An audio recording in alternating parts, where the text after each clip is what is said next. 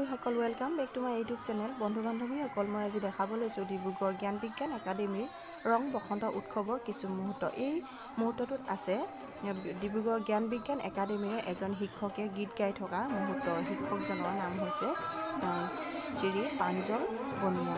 বন্ধু-বান্ধৱীসকল, ভিডিঅ'টো তেনেহ'লে চাই যাওকচোন, কেনেকুৱা লাগে নিশ্চয় জনাব।